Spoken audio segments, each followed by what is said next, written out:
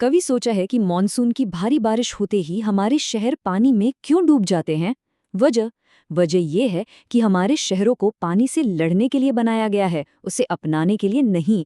लेकिन क्या हो अगर हमारे शहर एक जिंदा स्पंज की तरह काम करने लगे? चलिए इसी के बारे में जानते हैं। तो आज हम सबसे पहले ये समझेंगे कि हमारे कंक्रीट के शहर दोहरी मार कैसे झेल रहे हैं, बाढ़ और गर्मी की। और फिर हम बात करेंगे उस नए इंजीनियरिंग आइडिया की जो शायद सब कुछ बदल सकता है। तो सबसे पहले बात करते हैं उन दो बड़े मुश्किलों की जो हमारे शहरों की पुरानी बनावट की वजह से पैदा हुई है। एक तरफ खतरनाक बाढ़ और दूसरी तरफ बढ़ती हुई गर्मी। देखिए, एक सिविल इंजीनियर होने के नाते मैं कह सकता हूं कि असली प्रॉब्लम मॉनसून की बारिश नहीं है, बल्कि हमारे शहर हैं। मुंबई या दिल्ली जैसे शहरों में हर सड़क पक्की है, मतलब वो पानी सोखती ही नहीं है। नतीजा ये होता है कि बारिश का सारा पानी सड़कों पर तेजी से बहता है और नालियां जाम हो जाती हैं, जिससे अचानक बाढ़ आ जाती है। और बात सिर्फ बाढ़ की नहीं है, हमारी दूसरी बड़ी समस्या है गर्मी। हमारे शहर सूरज की गर्मी को सोख रहे हैं। कंक्रीट और डामर गर्मी को पकड़ कर रखते हैं, जिससे ये अर्बन हीट आइलैंड बन जाते हैं, जो अपने आसपास के गांव या कस्बों के मुकाबले कहीं ज्यादा गर्म होते हैं। और ये अंतर कोई छोटा मोटा नहीं है, ये 22 डिग्री फ़ारेनहाइट यानी करीब 12 डिग्री सेल्सियस तक हो सकता है। सोचिए, इसका हमारी सेहत और बिजली के बिल पर कितना बुरा असर पड़ता होगा। तो सवाल ये उठता है कि हमारे शहर आखिर इस हाल में पहुंचे कैसे? इसका जवाब छुपा है हमारे इंजीनियरिंग के उन पुराने तौर तरीकों में जो इन परेशानियों को सुलझाने के बजाय और बढ़ा देते हैं। सोचिए जरा, दशकों से हमने एक ही काम किया है, पानी को जल्द से जल्द कंक्रीट के पाइप और चैनलों से शहर के बाहर फेंकना। हमने अपनी नदियों को भी बड़े बड़े नालों में बदल दिया। इसका नतीजा क्या हुआ? पानी और तेजी से बहने लगा और शहर के निचले इलाकों में तबाही मचाने लगा। तो अब हमारे सामने एक सीधा सा सवाल है, क्या हम बड़ी बड़ी दीवारें और पंप लगाकर पानी से लड़ते रहें या फिर पानी के साथ जीना सीखें? और यहीं पे एंट्री होती है एक बिल्कुल नए आइडिया की, स्पंज सिटी मॉडल। ये मॉडल कुदरत के पानी को संभालने के तरीके की ही नकल करता है।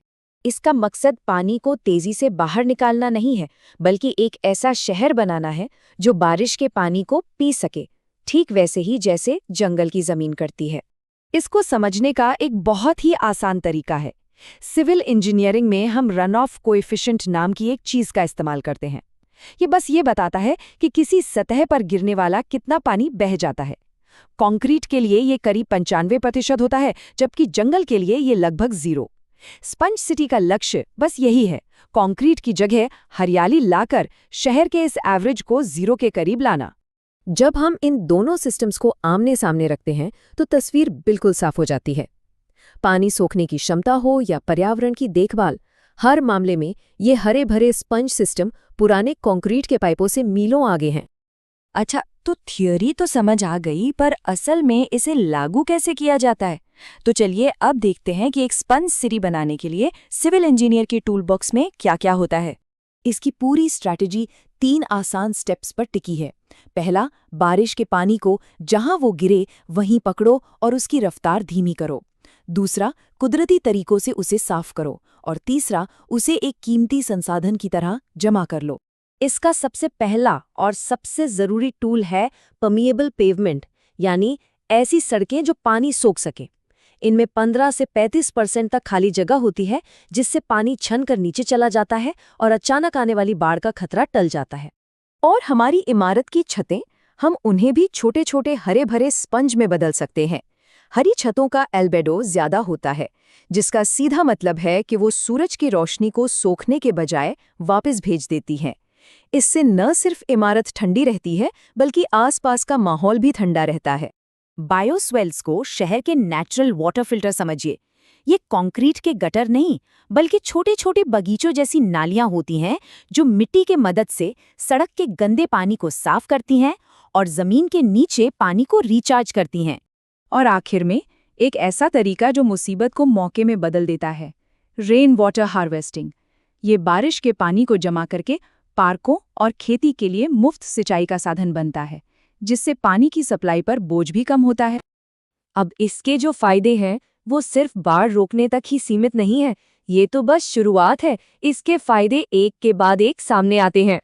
जब मिट्टी में पानी रहता है और पेड़ पौधे बढ़ते हैं तो वो इवेपोट्रांसपिरेशन के जरिए हवा में नमी छोड़ते हैं। इसे पौधों का पसीना बहाना भी कह सकते हैं। ये प्रोसेस पूरे शहर के लिए एक नेचुरल एयर कंडीशनर का काम करता है।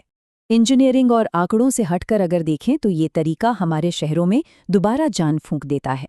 पक्षी वापस आते हैं, छोटे मोटे जानवरों को घर मिलता है और हमारे मोहल्ले रहने के लिए ज्यादा सुरक्षित और खूबसूरत बन जाते हैं। और हाँ, ये आर्थिक रूप से भी एक बहुत ही स्मार्ट फैसला है। माना कि शुरुआत में थोड़ा खर्चा आता है, लेकिन अगर लंबे समय के फायदे देखें, जैसे बाढ़ से कम नुकसान, बिजली के बिल में कमी और कम मेंटेनेंस, तो ये सौदा बहुत ही फायदेमंद है। तो ये सब हमें एक नई सोच की तरफ ले जाता है, एक ऐसे भविष्य की तरफ जहां हमारे शहरों को बनाने का तरीका ही बदल जाएगा। तो अगली बार जब मॉनसून की बारिश हो तो ये मत सोचिए कि पानी को बाहर कैसे निकालें, ये सोचिए कि इसे कैसे अपनाएं। हम चाहे इंजीनियर हों, प्लानर हों या आम नागरिक, हम सबकी इसमें एक भूमिका है। अब वक्त आ गया है कि हम प्रकृति के साथ मिलकर अपने शहरों को डिजाइन करें, उसके खिलाफ जाकर नहीं, ताकि आने वाली पीढ़ियों को हम बेहतर शहर दे सकें।